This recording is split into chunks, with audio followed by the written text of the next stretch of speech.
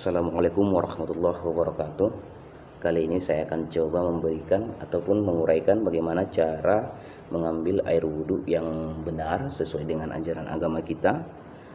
Sebelumnya kita ketahui bahwasanya ketika kita ingin melaksanakan sholat fardu, baik itu sholat sunnah juga, kita harus bisa menyempurnakan wudhu kita. Karena salah satu syarat wajibnya sholat itu sah adalah dengan cara berwudhu yang baik. Saya juga dapat penjelasan ini juga dari hasil menonton beberapa referensi, baik itu dari Ustadz Adi Hidayat dan juga Ustadz Abdul Somad. Kali ini saya coba transfer dengan cara saya sendiri, dengan cara posting mungkin nanti bisa di Facebook ataupun di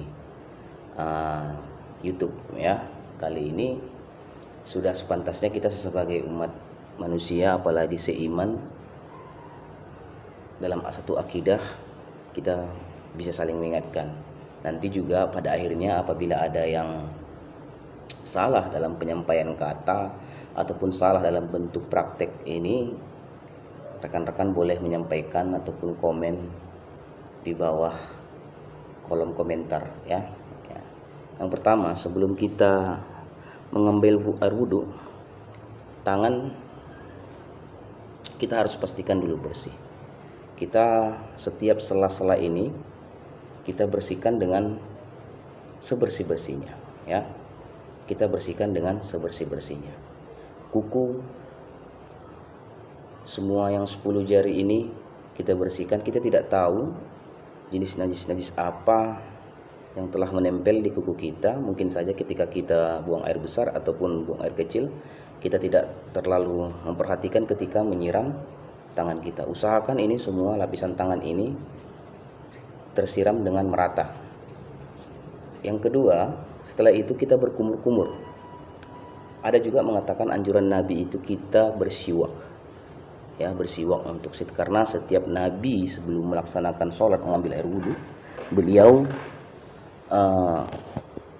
melakukan atau membersihkan mulut ataupun gigi dengan bersiwak. Selain daripada itu juga kali ini kita kan pada saat ini mungkin siwak itu sudah jarang kita dapat. Mungkin kita bisa menggunakannya dengan menggosok gigi sampai dengan bau mulut ini hilang atau bau apa saja yang ada di mulut hilang. Karena pada dasarnya kita ini ingin menjumpai Allah, ingin berkomunikasi dengan Allah, maka hadirkanlah dengan yang terbaik, baik dari segi fisik, baju ataupun dari segi badan ya. Yang kedua, setelah itu kita memasukkan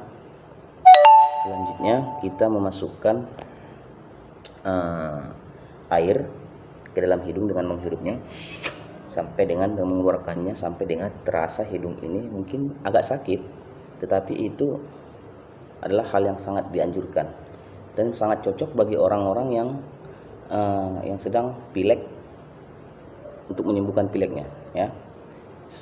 Kita usahakan ini semua bersih ya. Tadi tangan berkumur-kumur, bersiwak atau gosok gigi, dan juga membuang kotoran yang ada di dalam hidung.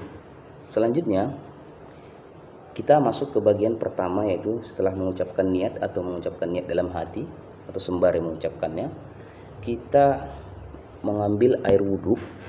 Batas daripada muka itu kita membasuhnya adalah mulai dari paku telinga sini, yang ini ada paku telinga, yang ini mulai dari sini juga, dari batas wajarnya tumbuh rambut sampai dengan dagu. Berarti kita mengusapnya sampai dengan ke paku telinga sebanyak 3 kali ya.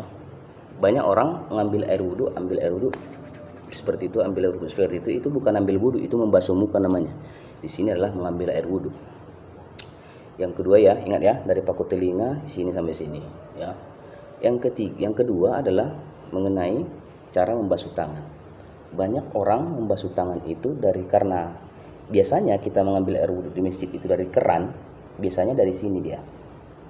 Tetapi pada sesungguhnya sebenarnya itu kita membasuh tangan itu mulai dari ujung jari sampai dengan ke bawah.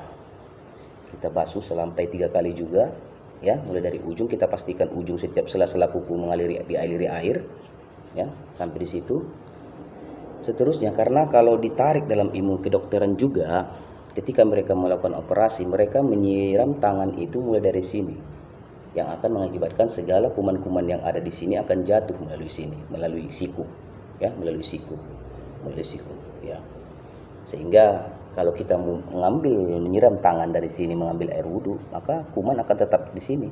Kita makan pakai tangan ataupun dengan hal semacam lainnya yang bisa menimbulkan gerakan tangan ke mulut ketika mengkonsumsi sesuatu, ya. Banyak orang yang salah mengambil air wudhu karena air pancur dari sini ke sini, itu salah, ya. Begitu juga dengan tangan yang kanan. Yang ketiga, untuk bagian kepala, cara terbaiknya, ya, ada 3 cara dalam membasuh kepala ketika air wudhu. Dulu Rasulullah itu pakai sorban ketika kehidupan sehari-harinya.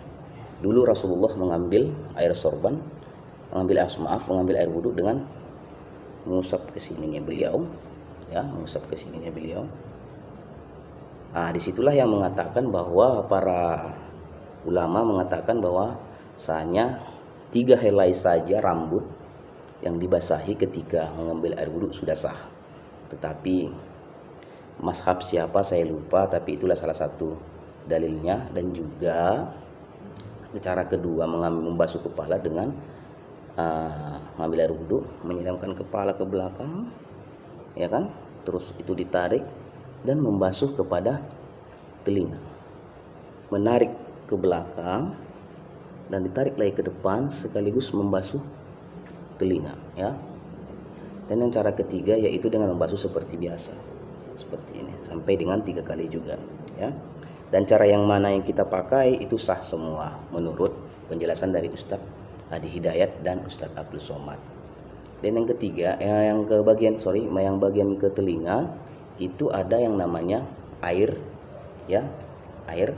Kita ambil air, kita masukkan ke telinga, kita korek sambil gini, ya. Kita korek, kita putar sampai dengan bersih semuanya, ya. Begitu juga dengan tangan yang kiri juga. Jangan kita ambil telinga ini sini saja hanya membasahi daun telinga, tidak, semua, ya, semua kita basahi sampai dengan bersih.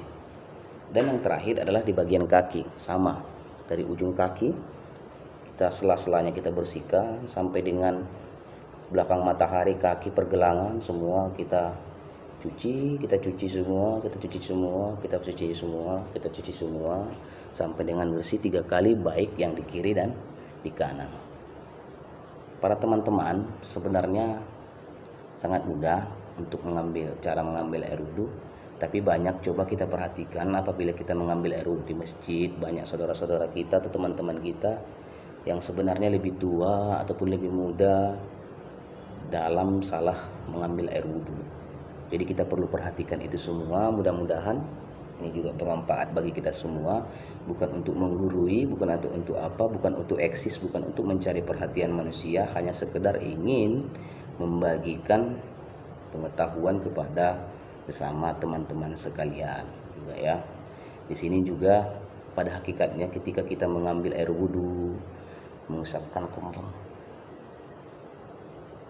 muka, mengalirkan ke tangan, membasuh kepala, mengairi kuping, membasuh kuping, kaki, semuanya hakikatnya adalah kita berharap semua dosa-dosa yang terletak pada wajah, tangan, rambut, telinga, kaki bertaburan bagaikan dosa, bertaburan bagi debu-debu yang berterbangan